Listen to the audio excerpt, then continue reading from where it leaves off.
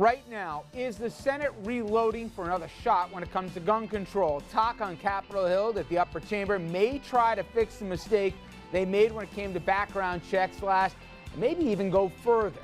We'll see. And if they need some added political courage to do it, they might want to check out Pennsylvania. We'll explain why. And next, what is going on with W? Well, as the sun set on the opening of George W. Bush's pretty impressive presidential library out in Dallas, historical revision has set in as well. It is now mission accomplished when it comes to sugarcoating the legacy. We'll talk about that. And later, maybe Anthony Weiner wishing he had never sat down with one Dominic Carter. Will his admission, could it be that more photos might be out there sink the campaign before it gets started? Plus, we'll go around the region with analysis of some of the biggest races coming this fall.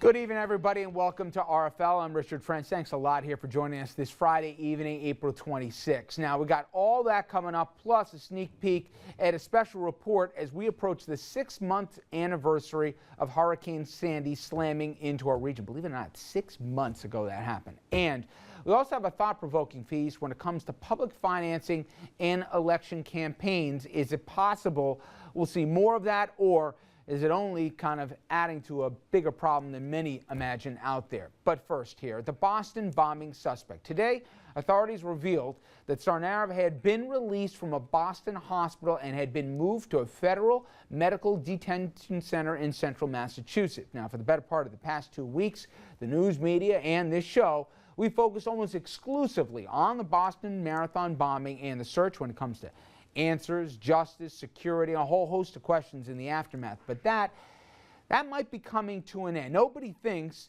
Tsarnaev is going to see the light of day anytime this soon, let alone I think in his lifetime. But slowly, we begin to refocus on a whole host of other issues, including one that is also connected to Boston.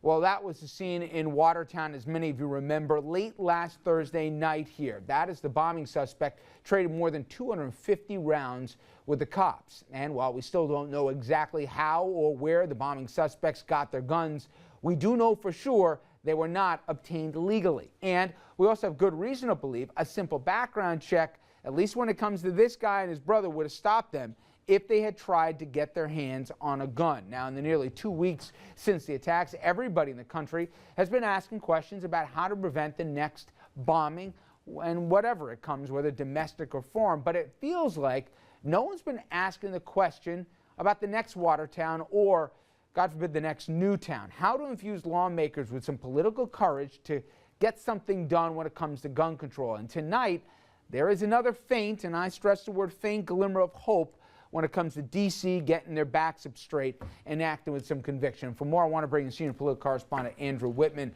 We're getting, as I said, a faint hope, Andrew. Maybe something might be brewing in D.C. Well, considering that 2 weeks ago we were saying dead in the water, now a faint glimmer of hope at least is better than nothing, Rich. And that glimmer comes from the continuing efforts of lawmakers, some lawmakers, who pledged not to give up on gun control or gun safety. And as the Times put it in a piece today, senators quietly seeking new path on gun control, looking for some option that can get bipartisan support and provide political cover from the NRA.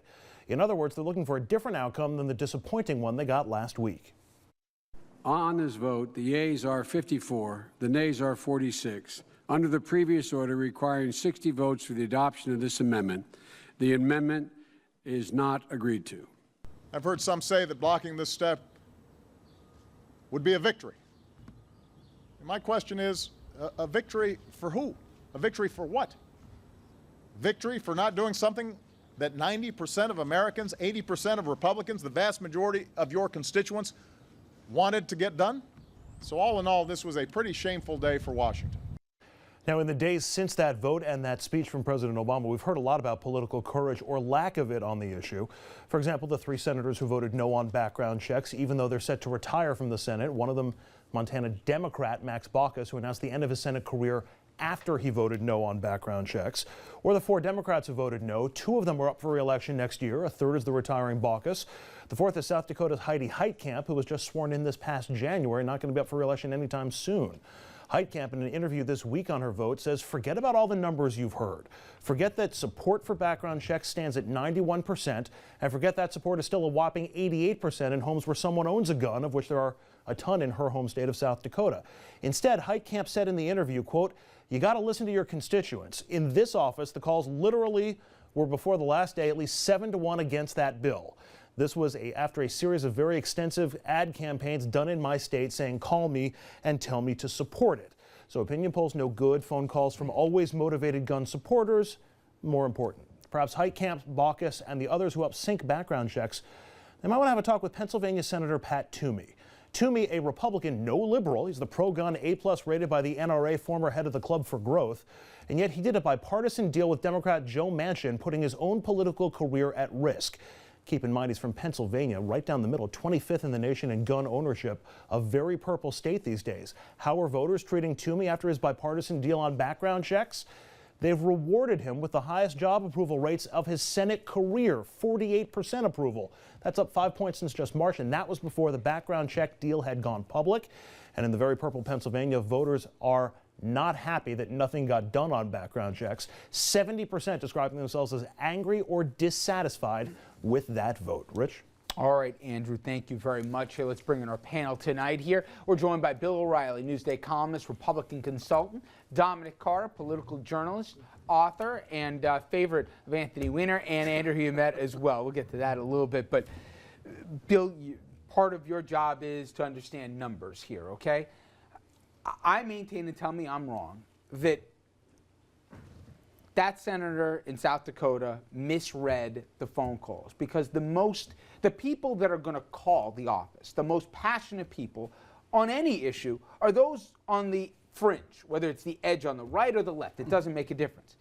It's the people in the middle here that feel one way but not enough that they're going to pick up the phone and call a lawmaker that really represent more the general public. I think Pennsylvania is more indicative than whoever called her office. Am I right? Yeah, I mean, I kind of love these times in politics because it's gut check time. And sometimes, I mean, the polls show overwhelming majority in favor of background checks. And I don't understand the reticence on that issue at all. I just don't get it. But you're right. When you have NRA-generated calls or any organization generating calls, sometimes you've got to stand up to them. And there's an intangible reward you get from the public sometimes for being brave. And I think Toomey's seeing that in Pennsylvania. Sometimes you got to go against the trend and put it on the line. Put your career on the line. People want that. They get that. They love that. They admire it in electeds. I think it's great that we're seeing it with him. Let's see if we see it with others if this bill gets revived.